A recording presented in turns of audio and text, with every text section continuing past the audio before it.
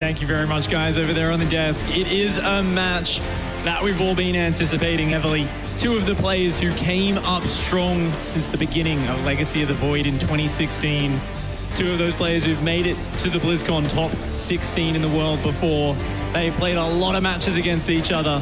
And it's going to be a big Protoss versus Zerg match. Roddy, are you excited for this one? I really am. I mean, to me, this is almost a classic all-star matchup already. These guys have been around forever. They both made it to the global finals. Elazer actually used to have like the milestone. And we're like, oh my God, can anyone ever do this again? He made it to the semi-finals of the global finals.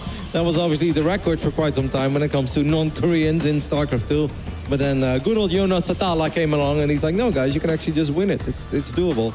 But yeah, these guys, they've been around. They've both won stuff. They are both a little up and down from time to time. But I feel lately they're both on the up and up. Should just be a really fun best of 5. All right, here we go. It's going to be map 1 on Thunderbird. And up here in the top left-hand side, in the blue, the Zerg player representing Agro Esports. It is Elazer.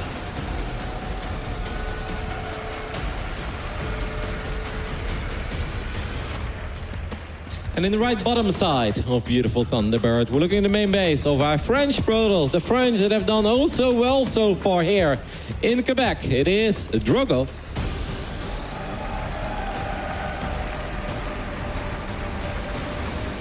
I mean, maybe we are starting to run low on Canadians, Pick. We've got a lot of Frenchies over here, okay, that are still doing very well in this tournament. Clem is in the round of 16, Drogo is in the round of 16, Denver is in the round of 16, and I think I'm forgetting one more. Stefano, of course, is currently playing against Massa. I mean, so there is at least something of a French connection happening over here. Indeed. I think there's a lot of players to cheer for. And right now, I mean, Drogo, a lot of eyes on him, of course. He's a passionate player. And definitely those emotions run high with him. So win or lose, you're going to see a big response from him out there on the stage. Does go for the immediate wall off out front. Wants to secure 3 bases immediately. Interestingly, Elazer went for a 15 hatchery here. Roddy, any idea if that's kind of a new meta or something? Because you can't really block the hatchery very quickly here. Maybe just anticipating like Drogo sending one of the very first probes across the map and trying to block the hatch? Actually, Drogo played a lot of PvZs just a month ago or something when I went to Italy together with the Muslim to cover the finals of the 2nd season of the Clash Starcraft 2 Invitational. And Drogo did it almost every single game where he would send his first probe immediately and he wouldn't even wait to build a pilot. No, just send it immediately, and he would actually block hatcheries quite often. So maybe Elazer has done his homework. He took a look at a couple of those games and he's like, well, that wasn't that long ago. I highly doubt that Drogo never wants to do that again. But I think Drogo did not do it on Thunderbird. I think that's the only map where he does not do it. You know, it's a slight economic sacrifice for Elazer, but definitely showing that he does not want to let the hatchery get blocked in this series. That's a big disruption, and especially if you're planning on doing some adept harassment, rotating around, oracles diving into mineral lines, and using that mobility, it makes it so hard for the Zerg player to reinforce between the 3rd base and the main with slow units, slow queens, Zerglings, not able to deal with that mobile harassment if you can force them onto that 3rd base nice and early. So instead, Elazer much more comfortable with this setup. But Drogo not really committing anything to the pressure early on. Himself playing a very economic opening, very soft, just scouting with the Adept. It's already heading home, and Oracle's starting to pump out. Yeah, I'm expecting a lot of double or triple Oracle. I know that Drogo has been practicing this quite a bit, and I feel like it's really funny, right? Ooh, that's a relatively quick lair, by the way. I mean, we know Elazer can be a little aggressive. It doesn't have to be anything crazy, guys. 330 can just be like, well, he's expecting multiple Oracles, and maybe he just wants to get a quick lair out of something, but keep a close eye on it. But what I think is so cool about this opening is that there is so much focus, right, on these Oracles, and then maybe the Phoenix that shows up as well. But they often sneak 2 Adepts to the other side of the map. And then the defense against the Oracles is sometimes even really on point. And then 2 Adepts shade into the natural. And those 2 Adepts, they are the ones who get like 7 drone kills, you know? So that's going to be very important to keep an eye on. I actually think Elazer is going to knight this pick. Yeah, he's building a lot of queens right now. Zerglings in production as well. Just a big pure queen Zergling Nidus potential could come out here. No Roach on a Bane Nest, but you don't really need it. Drogo's going for an exceptionally fast 3rd base. That's like a 3-minute 30 third. Suspicious. You look at that Overlord. I don't trust that Overlord. I don't either. You can tell when it's up to no good. It's kind of the same as when there's a probe that you can tell is about to cannon rush. An Overlord that's there right in that edge. Those are the two adepts that I mentioned, but obviously Drogo is going to need something at home, man. He really has no vision at all of that Overlord in the left bottom side. He might see it soon that there is a Nidus network, but this is one of those moments where if I would see this, I'd be like, yeah, what do I even do? You know what I'll do? I'll do absolutely nothing. So he knows. Do you recall everything? Drogo, you got to bring these home, man. You really got to bring these home. It doesn't matter how many drones you kill. Okay, it drops the Revelation. So at this point, he knows. He's going to Chrono Boost out of the Immortal, obviously. Run the Adepts, run. He has to stop it getting up. There is way Zealots too much Zerg. Oh no, the Adept's not going to make it home. Does go for a quick recall, but they both go down. Oh my goodness, that's so painful.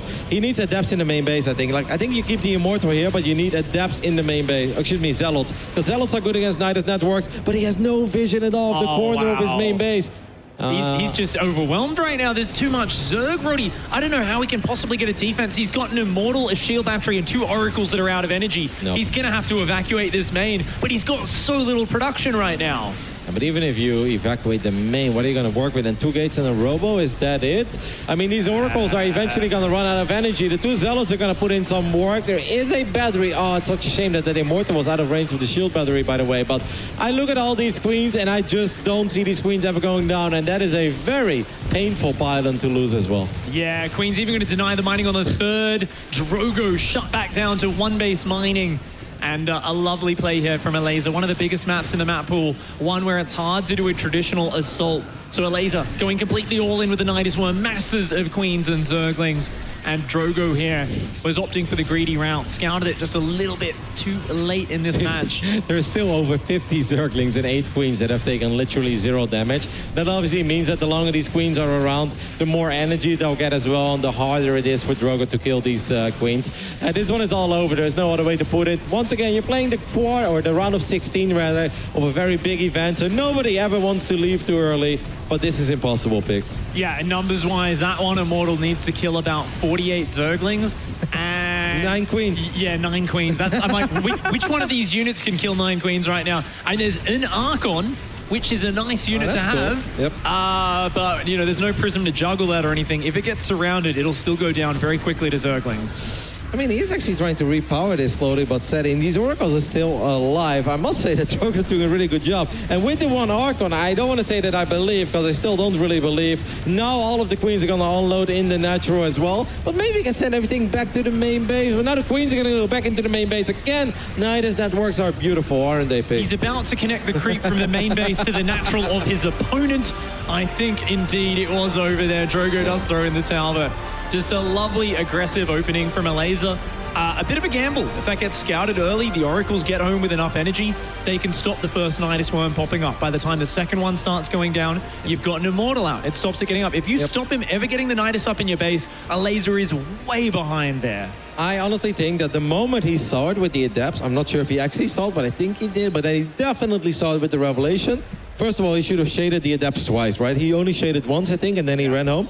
But I think you need to always warp in Zealots in the main base. Because where is it most likely that you get Nidus? Obviously in the main base, because that's the most deadly. Zealots are very, very good against Nidus networks, obviously, because Zealots have a lot of DPS. The Immortal, the Robo is in the natural. So you don't need to worry about your natural, because the Immortal is always going to pop out. We'll always take care of that. Exactly. I think first things first is secure the main, then secure the natural. Who cares about your third? The third is not important at all. Yeah. You can totally lose that because your opponent is super all in. Unfortunately, Drogo just started doing all of those things a little bit too late. And I must say, I give him a standing ovation for how long he was able to survive with like 3 or 4 units. But yeah, that was just no winning that. Yeah, tough situation there. And a nice way to open up the series there for Elazer. We actually had Drogo tweeting just earlier saying that the previous night, before yesterday's day of play, he had 10 hours sleep. He came in really rested, feeling good. And in his words, he played some of the worst Starcraft he has all year. And he felt like he barely scraped through, and he was very lucky. He said last night he slept terribly, 3 hours. And he came in and he's played the best Starcraft he's played all year. Couple of 3-0s to get to where he is right now. Just massively confident play against the likes of Lambo. Really high-level opponents. So Drogo here, it's a tough start to the series, but he's looking focused out there on that stage. Yeah, he 3-0'd Soul today in his opening match, or 3-0'd Lambo and then 3-0'd Soul, something along those lines. Drogo has played very well. But this man, he was cheeky, and he grabbed himself a quick 1-0 lead in this best of 5. On the right top side, we're looking at the finalist of GSL versus the world. It is Elazer.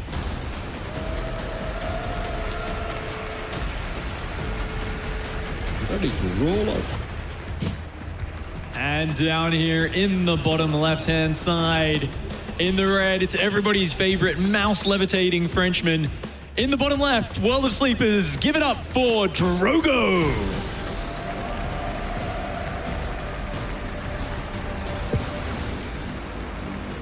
Quick update as well, that other series that started at the same time as Special versus Has. Stefano did win it. So Stefano is actually in the quarterfinals of a WCS event in 2019 pick. I think that is absolutely fantastic. And guess what? He is playing another ZVT tomorrow versus Special. That's going to be so cool. Dude, that is exciting.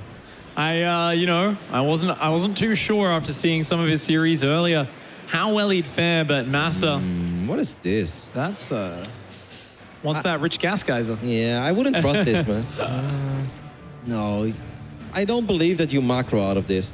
I would expect this to be like a Roach Ling all-in or something along those lines. But obviously that's almost so obvious that I start metagaming myself. I was like, there's no way he does that. Could he Ling flood? Yeah, that's a possibility, but I don't know, man. Maybe just Overlord Speed or something, but he kind of stopped mining gas for now. I'd be so freaked out, though. If I was Drogo, I'd be so freaked out. You know, you can play off that third. It does have a wide open area in front of it. It also has the purple gas geyser. So whilst there is no second gas, that purple gas will give you plus 7 gas per trip rather than the regular, or plus 7, is it? Rather than 5? It's a lot. Don't do this to yourself, Vic. Oh, no. Vic, we wake up at 8 a.m. We go to bed at like 1 a.m. after a long day, and then you're going to do numbers? No. Just don't. Oh my God, I'd be so... Okay, is he just going to get link flooded here? He must be getting link flooded, right? Yeah, non-stop. Elazer is embracing the full NA. I saw a sign in the audience. I saw going full NA. Well, this is as full as NA as you're going to get. And I think that Drogo just missed something. Does he have a unit at all? Okay, yeah, one adept is here. But he's got to shade that back to the front. These probes aren't a threat in the main base. He needs a battery, mate. Oh my God, full NA. Ultra full NA. He's pulling the drilly boys. Yep, he's going to drone drill. If he has no battery here, so dead. He's so dead if he doesn't get a battery. Okay, so for anyone who's new, those can actually par through units. Even if there's a unit in the wall, the drones will be able to slide through that by clicking on the minerals and attack the adept from behind. No, you don't have to do that. Oh, you can even come from there. Yeah, but... On this map, yeah. I mean, oh my God. You need to double mine both of those patches to open up the back door. 300 IQ. It takes 4 mineral trips. Done. I'm literally done. This is the smartest thing I've ever seen in my life. I'm done. That's disgusting and beautiful at the same time. Oh my God, Drogo, okay. Drogo, you're okay to smash. It's mid-series, but you're totally allowed to smash. I would smash. I would smash. This is disgusting, pig. Oh man, I've been waiting to see something like this on this map. It's the first time I've seen it.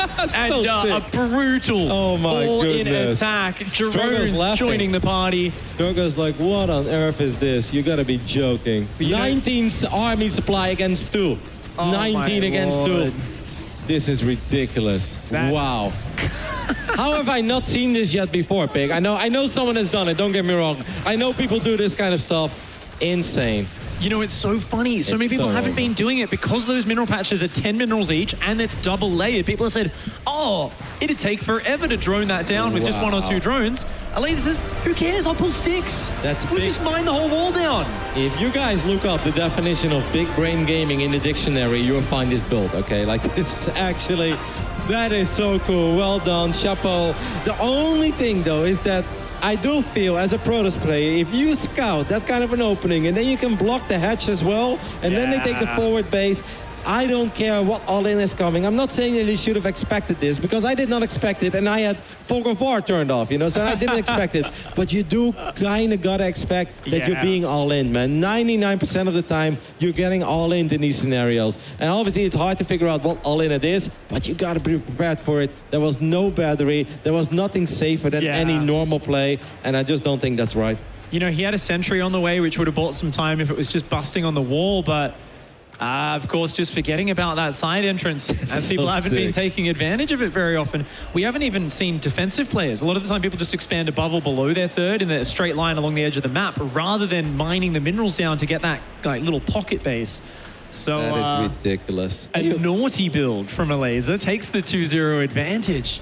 And man, that is such a big momentum shift in this series. We thought we were going to see a back and forth series of kind of, you know, sketchy games at some point, but this was a new level. This is not what I expected at all. I've seen a lot of things in my life, Big. It's so funny, right? Because I feel like somebody tried something along those lines on Thunderbird, and it completely failed, and it's like, yeah, okay, that's cool. It just all takes a little bit too long, and it's too obvious and stuff. I have legitimately not seen it yet on this map. And I actually thought that he could have just drilled through, but then again, there is a sentry, then a force hood could buy time, then Warp Gate could finish up, and another sentry could come. I mean, this absolutely was big brain gaming. I love it. I mean, it's disgusting, but I do love it. All right. He's got a chance to clean sweep this series and get his spot in the quarterfinals. He's made it to the top 8 of every tournament so far. Up here in the top left-hand side, in the blue, the Zerg player with some cheeky builds. Let's see if he can pull out another one. It is Elazer. Yeah. Should I even bring up that long interview he gave about how he's focused on his macro-oriented styles, or shall we just forget about that one for now, Pick? In the right bottom side, we're looking at the Frenchman. He needs some help. He's having a very unfortunate series so far. If you guys like Protoss, if you guys like Drogo, make some noise for Drogo. The double intro, nice. Win the spin, let's go. That's some style right there. And this is his chance to start bringing it back. Drogo, renowned for his Protoss versus Zerg play, showing some spectacular level in his previous matches, and is going to need to just stabilize here. Really, that's all it's about. It's about, hey, I've got to get warmed up. I've got to find my footing in this series. A Nidus Worm, game 1. A cheeky Speedling Flood with the back door being mined down in game 2. Now, Pick, it's not even that long ago that you were still super competitive and that you were going to all these tournaments. Because I would really feel as a player, you're now hopping into Triton, that this best of 5 hasn't even started yet. Like, it truly kind of feels like that. Like, they haven't even really started yet. They haven't shown us that much yet, but you're down 0-2. How do you deal with this mentally, man? Like, I would go nuts. I know that for myself. There's no way that I could stay calm here. Yeah, I think you and me both rather emotional players when we play the game. You know, we ride the highs when it's going well, and sometimes we crash and burn when things aren't going too well. And I think if you're the coach here, the team manager, you know, someone who's on Drogo's team, you're kind of looking at this and saying, oh, I'm worried because Drogo is such a volatile player emotionally in the past. You know, we saw it in that previous round, you know, with that slam on the table and that sort of stuff. But he's got a smile on his face after that last match, and it gives me hope for him just clearing his mind and resetting. At this point, you need to abandon the mentality you had going into the series. You cannot play overly safe. You can't clamp up. That's the hard thing, right? People often think, okay, you've been all in twice, just play ultra safe, just play ultra safe. No way, you've got to win 3 maps in a row now. You can't afford to play ultra safe here. You actually need to play more unencumbered than ever, more intuitively. You need to just bring out the builds you're best with. Don't be afraid to take a risk here or there, because you don't win 3 games in a row against someone as good as Elazer by playing the most generic, safe StarCraft. Yeah, I think the most important thing here is just try to get in a situation that is somewhat familiar, right? Try to get a couple Archons out, which is obviously the game plan here. Try to get a drop going. Basically, try to play some StarCraft and take it from there and just somehow forget about everything else. Exactly. But at least make sure you're starting to play an actual game. Because, of course, the previous 2 games, they are actual games, but that's also so hit or miss. You swing for the fences, and sometimes it's a home run, and sometimes it's nothing. So far, it's 2 home runs for Elazer. That's once again a relatively quick lair, but I cannot imagine him going for another Nidus, so this time I actually think he's going to play standard. And it is going to be that lovely DT into Archon drop from Drogo. And a really clean build order with it. Just 2 gateway units out, going for the sort of delayed wall off. And I'm really curious to see how Drogo does this. I saw a little bit, I think it might have been Hellraiser, who was doing the 4 Archon drop, 2 prisms kind of dancing around. If that catches you off guard, a little undefended, it spirals out of control really quickly. Definitely, this is one of these build orders that kind of floats in and out Remember though, War Prism, 1 reduced pickup range. It's also cost slightly more minerals. That's a lot of links though, by the way. Like, I kind of wonder why he's producing so many links of 45 Roach rounds. really late, isn't it? Do you reckon he's just looking for a cancel on the third? Yes, I think it might actually, I think that's what it's going to be. But you kind of need a Nidus for that, because otherwise you're not going to be able to run these units to the other side of the map, right? Yeah, I think the Roaches are defensive and the Lings will backstab. Oh, yeah, that's he's actually a cool idea. Yeah, as long as he gets detection up. Whoa, where's the Spore Crawler? There is an Overseer somewhere. He's gonna but click the hatch. What if the Overseer is offensive? Okay, it's not. There's not a lot of DPS here. He could click that hatch, but he's actually just going to engage the Roaches and Queens. There's not enough damage output. Oh, 1 DT does go down. That's nasty. Drogo would that's have... 2 DTs going down. Oh, that's really awkward. That slows down your morphs. Back at home, Elazer does snipe the probe, but good Adept Micro. I love the way they just slide into that crack between the minerals, and they do end up holding off those Zerglings. The third base getting down on time, very important. Wait, what? Why did he just wipe in 3 more? So now he's got 5 DTs. And he showed it as well. So he was going to do the 1-2 punch, right? So I think Drogo was initially planning to do 2 Archons come back into the main base. You pull the Roaches and the Overseers up as they get to their main. 4 DTs run into the third, you hit both mineral lines at once. It's a huge commitment, and now you've just shown your hand. It's super awkward. He still has the 1 DT poke on the third, but Elazer should not be caught out by this. This should be a rather easy defense for him, and the moment he's safe against this, we're going to see him hold down that drone key and go right up to 70 workers. I must say the good news for Drogo is, though, that he was at least able to get that Nexus up, right, on the other side of the map. If that didn't happen, then it would be a true disaster.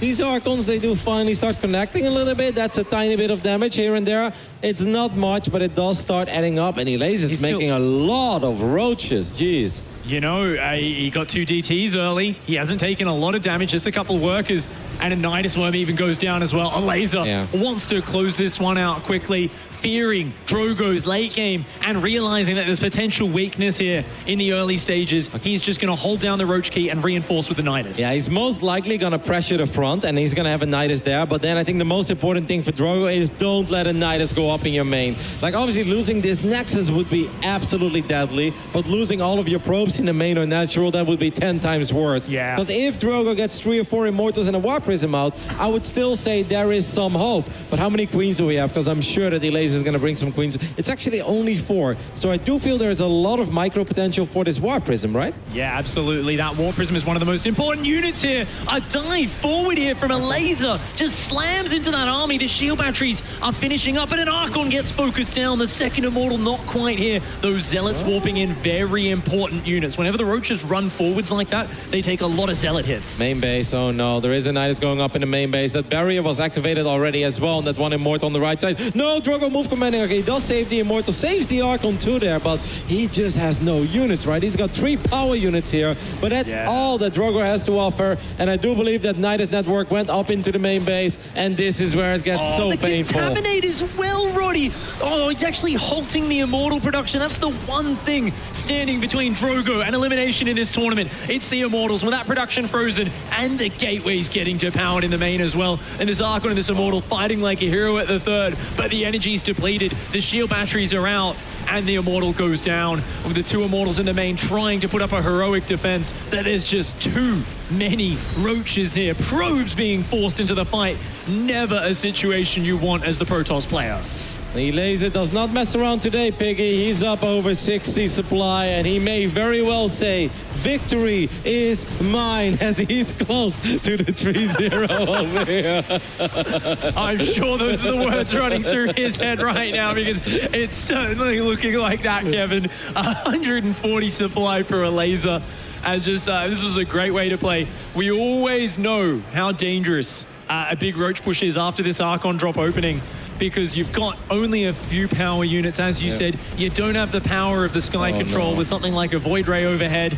And the contaminants. It's really cool. I mean, it's unnecessary at this point. He's styling. Elazer has done it, guys, and this is a very, very big victory for him. There will not be a BlizzCon for Drogo, but this man is absolutely still in the running and may have very well secured it already. We don't know what's happening in the other matches, but this is massive for Elazer. That there to win so decisively, so one-sided in the round of 16. It shows his preparation, his strategies that he brought in here. You know, never let Drogo get into his comfort zone. Never gave him a chance to play the game that he wanted to. And it's just an impressive win for the young man. Let's hear from him out there on the main stage. Thanks so much, Pig. That's right. I'm here with Elazer. Congratulations on your victory, man. That just looked flawless on your part. Incredible play. I know you probably have some things to say about that. Talk to me about that second game in particular, that strategy on World of Sleepers. Is that something you prepared specifically for Drogo, or is it just something you've had in your back pocket? It was a really cool strat. Okay, yeah, so it feels awesome to win a series like this. Obviously, it feels like, you know, I have so much joy playing the game like this. And second game, I have a shout out. Yeah, give it. To Katz. Okay. Katz invented the strategy. He kind of gave it to us like 1 month ago. I saw it with Lambo, and we were like discussing like, it's actually good, you know, it might work. Lambo didn't use it on that map, but yeah, I did. All right, shout out to Cats. That's awesome. Well, hey, man, you're off of an incredible performance as well. GSL versus the world. Congratulations on that remarkable play. What is your confidence level overall, especially right now, not just in this tournament, but looking at the global stage? How are you feeling? How far can you go? Oh, not very high. I don't have confidence. I don't have confidence right now, but somehow I have good results. This series, for example, I prepared very well. I thought it would be just foolish to play it standard versus Drogo, so yeah, I did a lot of strength strategies, but I think, you know, I'm decent right now, but the confidence level isn't off the roof yet. All right, well, we're excited to watch you play. Thank you so much for the great games. Ladies and gentlemen, once again for Elazer, congratulations. We're back to the desk.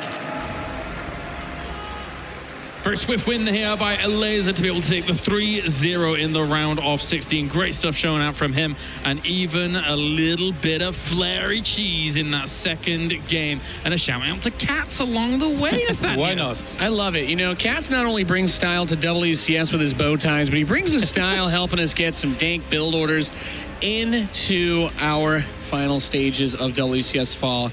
It looks so good. I love that he said it. He's like, you know what?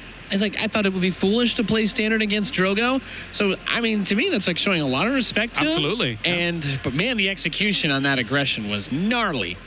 Yeah, going into that last game as well, obviously Drogo going for the DT attack and actually losing 2 of them as it goes to go down. Usually a lot of Protoss players are able to kind of pick up all 4 of those, eventually take them away, morph them into Archons, and then kind of keep going. So it felt like Drogo mentally might have been a bit hurt after that second game. Is that fair to say, do you think?